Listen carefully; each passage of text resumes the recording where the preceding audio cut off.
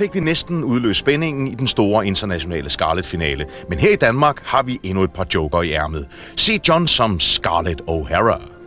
Og oplev Åge som Red Butler i udvalgte scener fra Borte med Blæsten. Vi er jo kede af, at vores tilmelding kom lidt sent, men vi fra UNTV-studiernes side vil da gøre alt for at støtte John i hans forsøg på at komme med i Scarlett-filmene.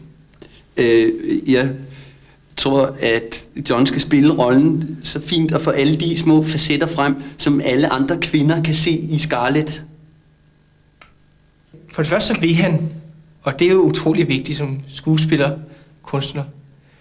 For det andet så er der jo noget af det samme fandenivoldske, det temperamentsfulde i John, som der er i Scarlett. I en Scarlett. John, hvad hedder en mand, der går i dametøj? Det er en transit. Er der lidt transit i dig?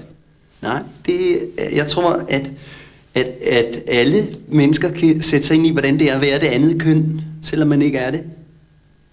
Det mandsmod, som Red Butler han udfører, den charme, den kvindebedårer.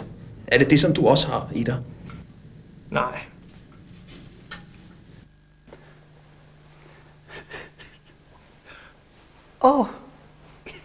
Red, den er vidunderlig. Den er vidunderlig. Har de virkelig taget den med helt fra Paris, bare til mig? Ja, jeg tænkte, at det var på tide at få en ende på det her falske sørgetøj. På min næste rejse vil jeg købe en silkekjole, der passer til.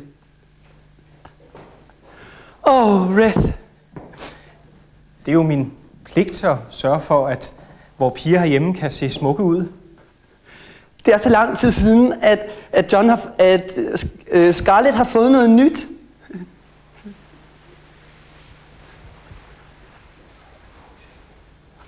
Og går lige op på podiet. Nå, hvordan må den skal sidde? Nej, det er nok forkert. Hvad med sådan her? Det er nok også forkert. Så må vi se, prøver vi sådan her. Red, hvordan ser jeg ud? Forfærdelig. Simpelthen forfærdelig. Hvorfor det? Denne krig er ikke sjov længere, når en ung dame som dem ikke ved, hvordan man bærer den nyeste mode. Lad mig. Så. Lad mig gøre det. Red.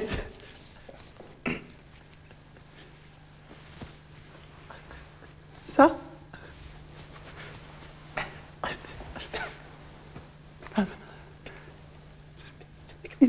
Nej, jeg ved ikke, om jeg tør bære den. Det kommer du til. Og Scarlett hopper lige ned fra podiet. Og en anden ting. De mamelukker der. Mamelukker? Nej, dem dernede. Jeg har ikke set. Jeg kender ikke en dame i Paris, der bruger mamelukker mere. Hvad gør de så? De skal ikke tale om den slags Red.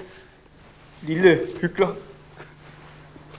Det gør ikke noget, jeg kender til dem, men jeg må bare ikke tale om dem. Red, jeg kan altså virkelig ikke tage imod alle de gaver. De er alt for venlige. Venlig? Ja, venlig. Jeg er da ikke venlig. Jeg frister dem bare.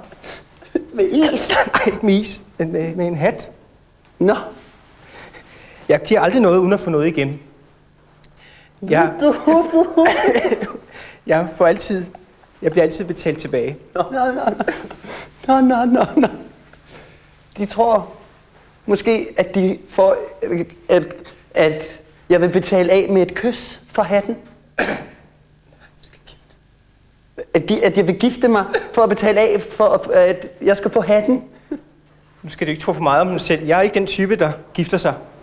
De tror måske, at de kan betale med et kys, Red.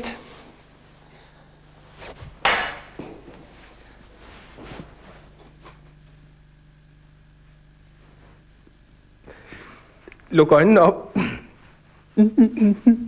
Jo, se på mig. Jeg ryster. Jeg ryster ikke.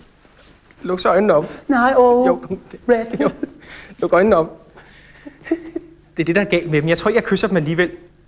Se om de trænger til det. De skulle kysses af en ofte, og en, der ved, hvordan man gør. De tror måske, at de er den rette. Måske, hvis det rette øjeblik kommer. Så kan de godt tro om igen, Red. De er en kynisk og tyrannisk husdyr. Udyr, det vidste jeg godt. Og jeg begynder at spekulere, om jeg overhovedet skulle have inviteret dem herop, Red. Vi ønsker John og Åge held og lykke på den lange vej fra stjerner til støv.